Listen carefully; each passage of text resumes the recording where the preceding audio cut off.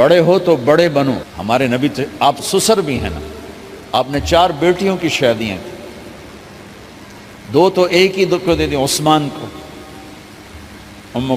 رقیہ اور ام کلثوم رضی اللہ تعالیٰ عنہما حضرت عثمان کے نکاح میں, ابو العاص رضی اللہ تعالیٰ عنہ کو زینب, اور سب سے پیاری محبوب بیٹی حضرت علی رضی اللہ تعالیٰ عنہ. باقی 3 نکاح بڑے سادہ کیے, حضرت فاطمہ کا نکاح بڑے دھوم دھام سے کیا. ان کا رشتہ لے کر صدیق آئے, یا رسول اللہ میں خواہش مند ہوں, آپ چپ رہے. پھر حضرت عمر بعد میں گئے, یا رسول اللہ میں خواہش مند ہوں, آپ چپ رہے. تو عبد الرحمن بن عوف رضی اللہ تعالیٰ نے حضرت علی سے کہا, علی تو جا, تجھے دے دیں گے. وہ کہنے لگے میں تو بہت غریب ہوں, مجھے کہاں دیں گے. حضرت علی کا ذاتی گھر بھی نہیں تھا, کسی سے ایک کوٹھا مانگ کے اس میں رہ رہے تھے مدینہ میں.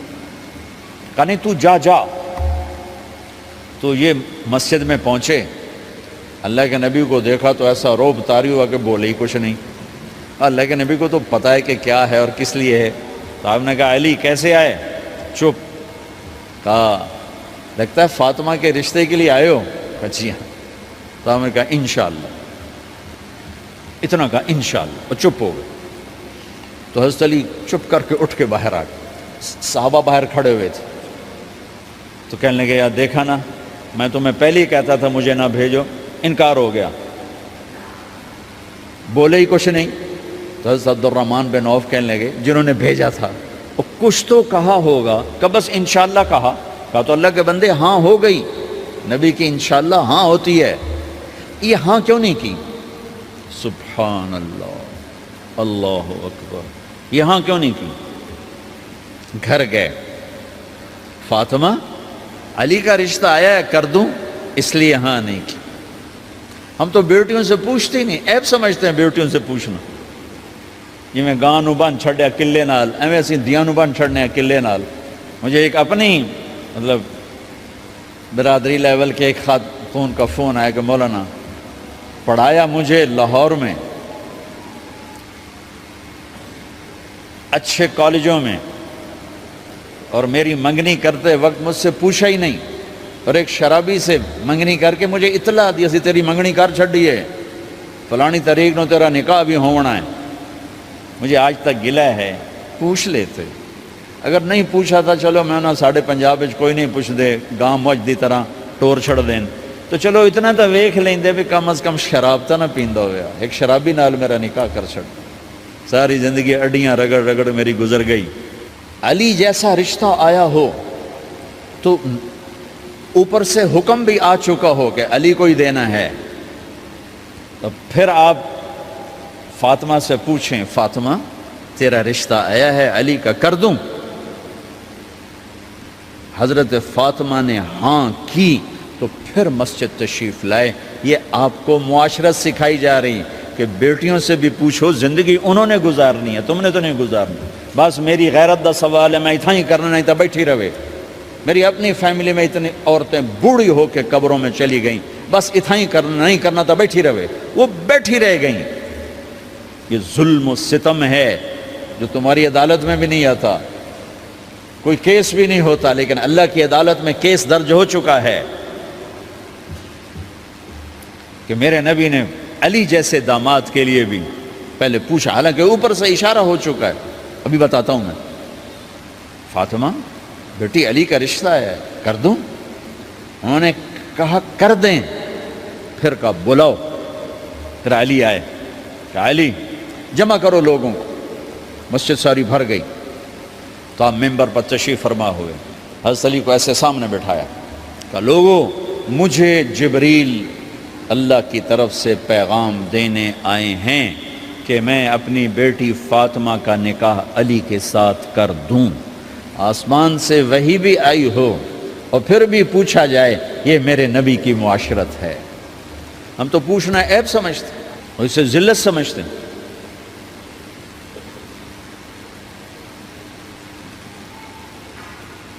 پھر آپ نے اتنا بڑا اہتمام کیا. مسجد نبوی پرانی جو آپ کے زمانے کی تھی, بہت بڑا ہال تھا, اس کا بھرا ہوا تھا. آپ نے سب کو شہد کا شربت پلایا, خود نکاح پڑھایا, نکاح پڑھایا، نکاح کا خطبہ پڑھ کیا، پھر کہا علی میں نے فاطمہ بنت محمد کو 400 درم مہر کے عوض تمہارے نکاح میں دیا، تو نے قبول کیا؟ انہوں نے کہا جی میں نے قبول کیا، اور سجدے میں چلے گئے اور زور سے دعا مانگی، رب اوزعنی ان اشکر نعمتک التی انعمت علی وعلی والدی وان اعمل صالحا ترضاہ واصلح لی فی ذریتی انی تبت الیک واننی من المسلمین۔ میرے نبی نے کہا آمین، زور سے کہا آمین، نکاح ہو گیا۔ رخصتی ہوئی 6 مہینے بعد، 1 مہینے بعد، 1 سال بعد، 3 روایات ہیں، فوراً 4 روایات، لیکن زیادہ صحیح ہے دیر کے بعد، فوراً نہیں ہوئی، کچھ عرصے کے بعد رخصتی ہوئی۔ حضرت عقیل آپ کے بھائی وہ کہنے لگے علی اب رخصتی ہو جانی چاہیے، تو یہ دونوں مل کر آئے سلمان فارسی کے پاس کہ سلمان بھائی ہماری رخصتی کروا دو۔ سلمان فارسی کا بڑا احترام تھا، انہوں نے جا کر بات کی ام سلمہ رضی اللہ تعالیٰ عنہ سے۔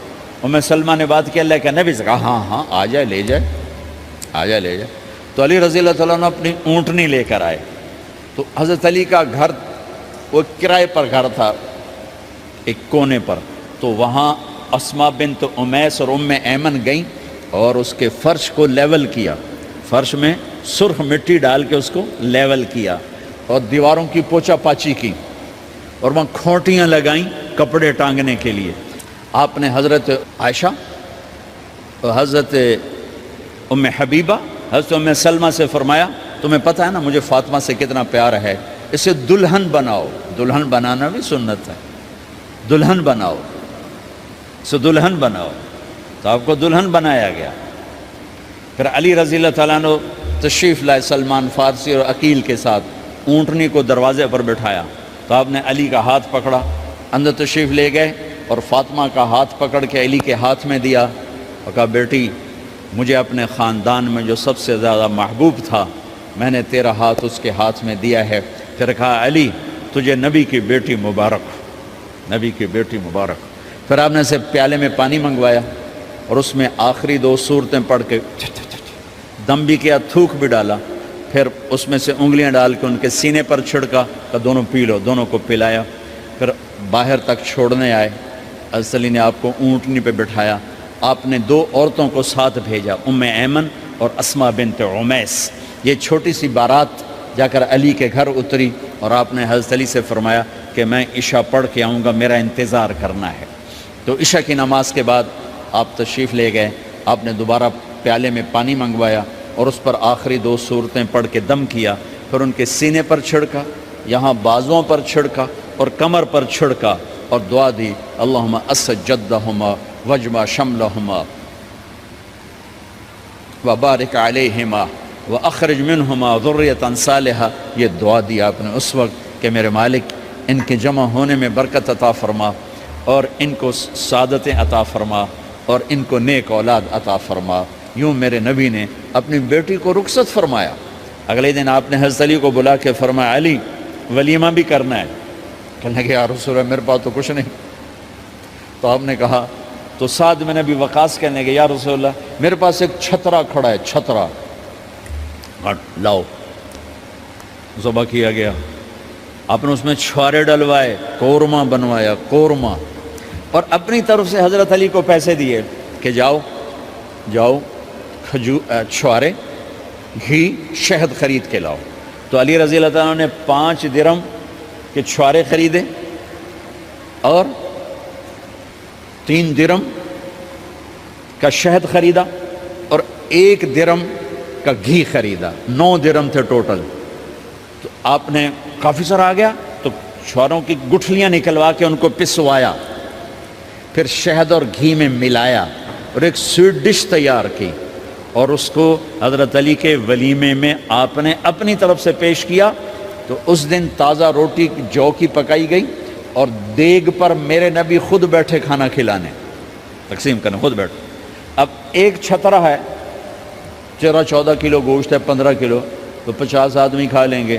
آپ نے کہا سارے مدینے کو دعوت ہے، سارے مدینے والے جتنے بھی آئے، اور میرے نبی خود دیگ سے نکال کے کھلاتے رہے، سارا مدینہ ولیمہ فاطمہ کا کھا گیا اور دیگ بھری پڑی تھی۔ تو ولیمے میں تکلف جائز ہے، سادگی بھی جائز ہے، سادگی بھی سنت ہے، تکلف بھی سنت ہے۔ ہاں جو ہماری خرافات ہیں، فضولیات ہیں، یہ تباہ کن ہیں، ان سے بچنا بڑا ضروری ہے۔ اور بھائیو، کسی کی شادی ہو، اس بچے کی ہو رہی ہے، یہ افسر ہے، ایک ریڑھی والے کی ہو، کسی بھی گھر کی آبادی کا ایک ہی سبب ہے، وہ میٹھا بول ہے، وہ اچھا سلوک ہے۔ جس کی بیٹی کو لے جا رہے ہو اسے عزت دینا، اور یہ جو جا رہی ہے یہ ان کو اپنا ماں باپ سمجھے، اپنے خامند کے ماں باپ کو اپنے ماں باپ سمجھے۔ جاتے ہی لکیریں لگانا نہ شروع کر دے، مینوں وکھرا کرتے نوائدے کرتے نوائدے کر۔ وہ اپنے گھر کا ایک فرد بن کے زندگی گزاریں۔ جو لے کے جا رہے ہیں ان کے ذمہ ہے کہ اس کو بیٹی بنا کے لے جائیں۔ سسرال جو ہوتے ہیں وہ ہمیشہ عیب دیکھتے ہیں، خوبیاں انہیں نظر ہی نہیں آتی۔ تو کھٹ بٹ تو ہوتی رہتی ہے، کوئی ایسی بڑی بات نہیں، کھٹ بٹ کو صلح میں بدلو، مزید لڑائی جھگڑا نہ بڑھاؤ۔ میرے نبی حضرت فاطمہ کے گھر آئے، دیکھا تو آپ اداس بیٹھی۔ آپ نے کہا فاطمہ بیٹی کیا ہوا؟ کہ میرا اور علی کا جھگڑا ہو گیا۔ اچھا؟ خود گئے بیٹی کے باپ ہو کر، دیکھا تو حضرت علی مسجد میں سوئے ہوئے تھے۔ آپ نے ان کو اٹھایا، کہا یا ابا تراب قم، آپ کو یہ ٹائٹل یہاں ملا، اے ابو تراب۔ فرمایا کرتے تھے کل کائنات ملتی تو اتنی خوشی نہ ہوتی جتنا اس ٹائٹل کی خوشی ہے۔ ابو تراب کہنے کا کیا مطلب تھا؟ کہ اظہار محبت کے لیے ایسے ٹائٹل دیے جاتے تھے۔ تو ابو تراب کہہ کر یہ میسج دیا کہ میاں بیوی کی لڑائی ہوتی رہتی ہے، میں تجھ سے ویسے ہی محبت کرتا ہوں جیسے پہلے کرتا تھا، یہ میسج دیا اس نے۔ اب حضرت علی کو لائے اٹھا کر اور گھر میں تشریف لائے، نہ علی کی سنی نہ فاطمہ کی سنی۔ ہاں بھئی علی کی مسئلہ ہے، ہاں بھئی فاطمہ کیا مسئلہ ہے؟ یہ مسئلے سن سن کے بھی زیادہ لڑائی ہو جاتی۔ صلح کراون والے بھی آپ ہو دو چار لتر مار کے آ جاندے۔ تو میرے نبی نے کیا کیا؟ سبحان اللہ، زمین پر لیٹ گئے، ادھر علی کو لٹایا، ادھر فاطمہ کو لٹایا، علی کا ہاتھ اپنی ناف پہ رکھا، فاطمہ کا ہاتھ ان کے ہاتھ پہ رکھا، اور بیٹی کے ہاتھ پر اپنا ہاتھ رکھا۔ پھر فرمایا کہو ہماری صلح ہو گئی۔ علی کہو، فاطمہ کہو۔ دونوں نے کہا ہماری صلح ہو گئی۔ آپ اٹھے، خوش خوش باہر آئے، چہرہ ایسے گلاب کے پھول کی طرح۔ صحابہ نے عرض کی یا رسول اللہ آج آپ بڑے خوش نظر آ رہے ہیں۔ فرمایا علی و فاطمہ کی صلح کرا کے آ رہا ہو۔ تو کھٹ بٹ ہو جانا تو کوئی بڑی بات نہیں ہے، مطلب یہ وہ گھر ہے، میں اس گھر کی کیا تعریف کر سکتا ہوں۔ تو میں آگے کا ایک قول سنا دیتا ہوں ابن عباس کا، کہ جنت میں نور کی چمک اٹھے گی۔ سارے جنتی کہیں گے یہ نور کیسا نور ہے بھائی جو ساری جنت کے نور پر چھا گیا؟ تو فرشتے بتائیں گے کہ او جنت الفردوس میں علی و فاطمہ بیٹھے ہیں، کسی بات پہ ہنسے ہیں، ان کے دانتوں سے جو نور نکلا ہے اس نے جنت کو روشن کر دیا۔ لیکن کھٹ پٹ یہاں بھی ہو گئی۔ ان سے بڑا گھر میرے نبی کا ہے، وہاں بھی کھٹ پٹ۔ ایک دفعہ آپ نے حضرت عائشہ سے کہا مجھے پتہ لگ جاتا جب تو مجھ پہ ناراض ہوتی ہے، مجھے پتہ چل جاتا ہے۔ انہوں نے عرض کی یا رسول اللہ آپ کو کیسے پتہ چلتا ہے؟ کہ جب تو مجھ پہ ناراض ہوتی ہے نا تو قسم اٹھاتے ہوئے کہتی ہے ابراہیم کے رب کی قسم، اور جب مجھ پہ راضی ہوتی ہے تو پھر تو قسم اٹھاتے ہوئے کہتی ہے محمد کے رب کی قسم۔ کہ ایسے مجھے پتہ چل جاتا ہے جب تو کہتے ہیں نا ابراہیم کے رب کی قسم، تو مجھے پتہ چل جاتا ہے کوئی کھٹ بٹ ہو گئی ہے۔ تو نبی کے گھر میں بھی ہو جاتی ہے، یہ مسئلہ تو ختم ہوگا۔ جنت میں ہمارے ذمہ ہے کہ ان چیزوں کو کم کریں۔ یہ ایک میرے نبی کی معاشرت ہے میرے بھائیوں، اسے سیکھو، اسے سمجھو، اسے پڑھو۔ تو بھائیوں میرا نبی ایک زندگی دے کر گیا ہے، یہ چونکہ شادی کا موقع ہے اس کو میں نے تفصیل سے بیان کیا ہے، اس کی تفصیل بیان ہی نہیں کی جاتی۔ یہ اتنی ضروری ہے جتنی نماز ضروری ہے۔ نماز تو 5 وقت پڑھیں گے، زندگی 24 گھنٹے روپ بدل رہی ہے، ہر روپ میں میرا نبی کیا چاہتا ہے اس کو سیکھو، اس کو سمجھو، کرو گے اللہ آپ کو چمکائے گا، بنائے گا۔ اپنی کمائیوں میں حلال لاؤ، حرام سے بچو۔ جج بھی بیٹھے ہیں، وکیل بھی بیٹھے ہیں، کسی ظالم کے وکیل نہ بنو۔ وَلَا تَقُلْ لِلْخَائِنِينَ خَصِيمًا۔ آپ کو ایک آیت میں جوڈیشری، جج، مقننہ اور وکلاء کا پیغام اللہ کا سنا دیتا ہوں۔ إِنَّا أَنزَلْنَا إِلَيْكَ الْكِتَابَ بِالْحَقِّ لتحکم بین الناس بما اراک اللہ ولا تقل للخائنین خصیما، مقننہ قانون ساز، تو انا انزلنا الیک الکتاب بالحق، قانون بنانے کا حق اللہ کو ہے، اللہ کے قانون کو اپناؤ۔ آگے جج حضرات، فحکم لتحکم بین الناس بالحق، ججوں کو حکم ہے کہ حق فیصلے کرنا، بک نہ جانا، دب نہ جانا، حق کے فیصلے کرنا۔ تیسرا وکلاء کو ولا تقل للخائنین خصیما، ظالم بددیانت کی وکالت کے لیے کھڑے نہ ہو جانا ورنہ مارے جاؤ گے، مارے جاؤ گے۔ ولا تقل للخائنین خصیما، ان کے لیے دلائل قائم نہ کرنا ورنہ ہلاک و برباد ہو جاؤ گے۔ تو بھائیو، یہ نکاح کو ذرا میں نے تفصیل سے بیان کی ہے کہ یہ زندگی ہے جس کو سیکھنا ہے۔ حلال کماؤ، بچوں کو حلال دو، بیوی کو حلال دو۔ اللہ کی قسم حرام سے کبھی بہار نہیں آتی اور حلال پہ کبھی خزاں نہیں۔ حلال کھانا، حلال کھلانا، تو تم شاد و آباد رہو گے۔ اللہ میں عمل کی توفیق بخشے۔